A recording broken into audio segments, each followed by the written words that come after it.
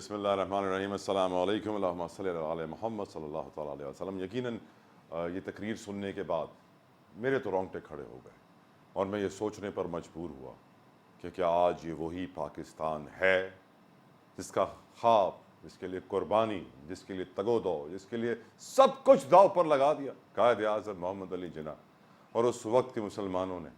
यकीनन आज में सोचने की ज़रूरत है। कायद आज़म आसमानों से जब देखते होंगे पाकिस्तान को तो क्या सोचते होंगे कि यही वो पाकिस्तान है?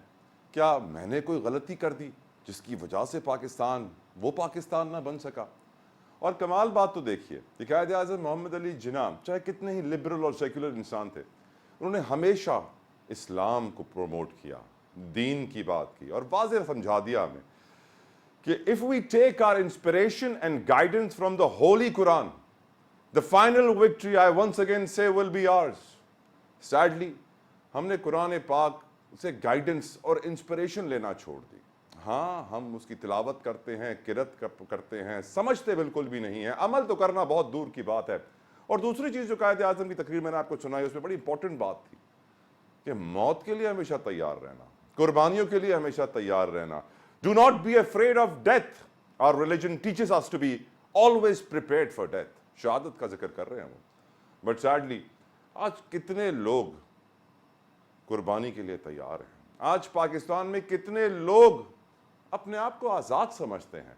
और यकीनन हमें सोचने की ज़रूरत है कि क्या हम अगर आज़ाद हैं तो क्या आज़ादी का मकसद वो आज का पाकिस्तान था जिसके लिए आज के ही हमारे मौजूदा सिपहसालार आला chief of army staff general Syed Asim Munir ने भी आज एक तकरीब में कहा कि पाकिस्तान के दुश्मन मजहबी, नस्ली और सियासी कमजोरियों को इस्तेमाल करते हैं, यानी उन कमजोरियों का फायदा उठाते हैं। और पहली कमजोरी मजहबी है। मजहबी तौर पर हम तितर बितर हो गए। पाकिस्तान वो मुल्क है जहां कुरान पाक के 200 के करीब तर्जुमे मौजूद है, मार्केट्स में अवेलेबल है, और क्या कुछ नहीं होता। 5.5 लाख बच्चे हर साल रेप होते हैं। हम इस्लामिक रिपब्लिक ऑफ पाकिस्तान है। यकीनन हमें सोचने की जरूरत है कि मजहबी तौर पर हम इतने तबाह बर्बाद क्यों हो गए?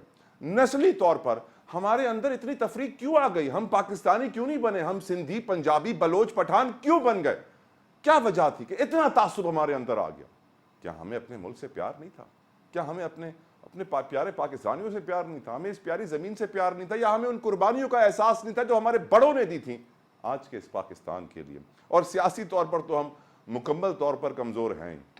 आज स्टूडियो में आने से पहले मेरे प्रोड्यूसर साहब ने मुझे कायद आज़म मोहम्मद अली जिन्ना का किस्सा सुनाया कि उन्होंने इस्कंदर खान को बुलाया और उससे कहा कि अयूब खान, इस्कंदर मिर्जा को बुलाया और कहा अयूब खान जो है इस पर मुझे भरोसा नहीं है, एतमाद नहीं है, इसको कोई अहम ओहदा ना देना। और थोड़े दिनों के बाद जब वापस से इस्कंदर से पूछा गया कि भाई ढाका में इस वक्त ब्रिगेड कमांड कौन लीड कर रहा है, तो कहा गया अयूब खान। तो मैं ये सोचने पर मजबूर हुआ कि उस वक्त से ही कायद आज़म के पैगाम और ऑर्डर्स को फॉलो करना बंद कर दिया गया। आधी कौम समझती है कि कायद आज़म की एम्बुलेंस का टायर पंचर हुआ, आधी कौम समझती है कि पेट्रोल ख़त्म हो गया। हकीकत तो यह है कि फातिमा जिन्ना के साथ भी जो हुआ, जो कायद आज़म मोहम्मद अली जिन्ना की बहन के साथ भी हुआ, उस पर भी हमें अफसोस होना चाहिए। आज तक हम कहते हैं मिस्टीरियस डेथ, मशकूक मौत, मर गई वो, मालूम ही नहीं हमें मरी कैसे वो। सोचने की बात है। आज हमारे यकीनन 147 आज उनकी सालगिरह मनाई जा रही है, यौम पैदाइश मनाया जा रहा है कायद आज़म मोहम्मद अली जिन्ना का। और हमारे निगरान वज़ीर आज़म काकड़ साहब कहते हैं कि कायद का तर्ज अमल किसी भी किस्म की मसलहत से बालातर है। वो आज भी हमारे लिए मशअले राह हैं। हकीकत तो ये भी है कि कायद आज़म हस्पताल नहीं पहुँच सके और हमारे निगरान वज़ीर आज़म 50 मुल्कों का दौरा कराए हैं और मज़ीद करेंगे, जबकि आवाम का मैंडेट तो उनके पास है नहीं। तो हमें आज के प्रोग्राम में ये हम अपने मेहमानों से मैं सवाल पूछूंगा कि आज के पाकिस्तान को देख के कायद आज़म को कैसा लगता होगा? क्या यही था वो पाकिस्तान जिसके लिए हमने कुर्बानी दी थी? क्या यही था वो पाकिस्तान जहां मजहबी कमजोरियां हैं, नस्ली कमजोरियां हैं, सियासी कमजोरियां हैं, दुश्मन फायदा उठा रहा है? आज हमारे आर्मी चीफ ने एक कायद आज़म की तकरीर का हिस्सा भी पढ़ा, मैं आपके सामने फिर से पढ़ देता हूँ ताकि उसको थोड़ा सा एलैबोरेट भी कर सकूँ। जो आर्मी चीफ ने भी आज पढ़ा वो 1947 11 अगस्त को दस्तूर साज असेंबली से खिताब के दौरान कायद आज़म ने फरमाया था और कहा कि आप आज़ाद हैं, आप अपने मंदिरों में जाने के लिए आज़ाद हैं।